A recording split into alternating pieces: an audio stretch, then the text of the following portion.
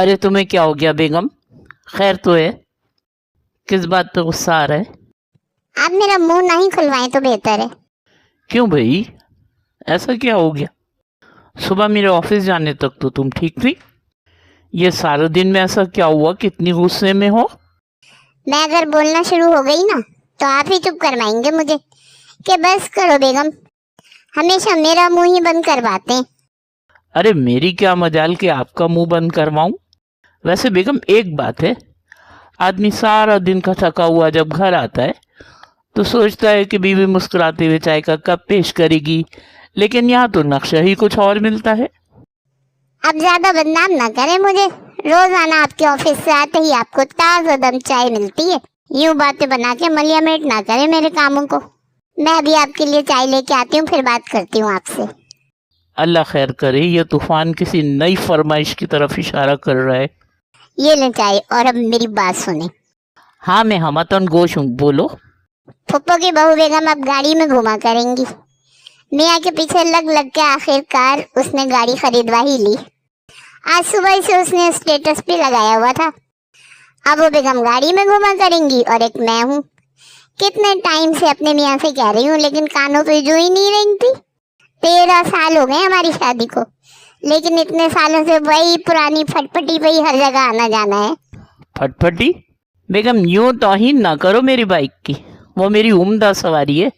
अरे उस पुरानी फटीचर को फटफटी ना कहूँ तो और क्या कहूँ? अरे कुछ तो अल्लाह का खौफ करो बेगम। अब तो बच्चे भी प्राइमरी से सेकेंडरी स्कूल में आ गए। अल्लाह के लिए सारे खौफ मुझे ही याद दिला रहे होते हैं। कुछ खौफ फुप्पो की बहू को भी याद दिला दिया करें, जिसकी अपनी बावज अपने मियाँ के साथ हर जगह पुरानी बाइक पे ही जा रही होती है, और ये बेगम अपने मियाँ से हर फरमाइश पूरी करवा लेती हैं। और एक मैं हूँ। भूल गए क्या, जब जकिया चाची के बेटे की शादी हुई थी और जकिया चाची के बहू के फर्नीचर पे उनकी आंखें टिक गईं। फुप्पो की बहू को अपना फर्नीचर बुरा लगने लगा था, और बस फिर क्या था, फुप्पो की एक न सुनी उसने और मियाँ के कान खा गई। अपना फर्नीचर औने पौने भेज दिया और बिल्कुल जकिया चाची के जैसा ही फर्नीचर उसने मंगवा लिया जो उनकी बहू अपने जहेज में लेके आई थी। भूल गए क्या, 3 साल तक उसके मियाँ ने फर्नीचर की किस्तें भरी थी। अब गाड़ी आ गई है तो तुम क्या चाहती हो? मुझे भी गाड़ी दिलवाएं। मैं अगर आपसे फरमाइशें नहीं करती तो उसका ये मतलब हरगिज नहीं कि मेरा दिल ही नहीं होता है। अम्मी मोमो आंटी आई हैं, बिठाओ उन्हें कमरे में, मैं आ रही हूँ। अरे क्या हो गया भाई, इतनी जोर जोर से आवाजें यहाँ तक आ रही थी?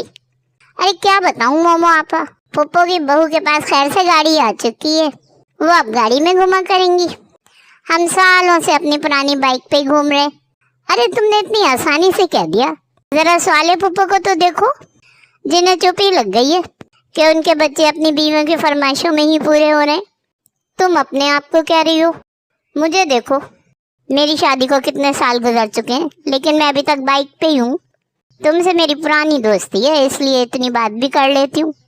अल्लाह बख्शे मेरी चाची को, ऐसे मौके पर वो कहती थी कि घोड़े के नाल ठुक रही थी, मेंढ की बजिद हो गई कि मेरे भी नाल ठोक दो, मेंढ की पिच्ची हो गई। ला मोमो आपा क्या कह रही हैं आप? हाँ हाँ सही तो कह रही हूँ, ऐसे मौके पर और क्या कहूँ।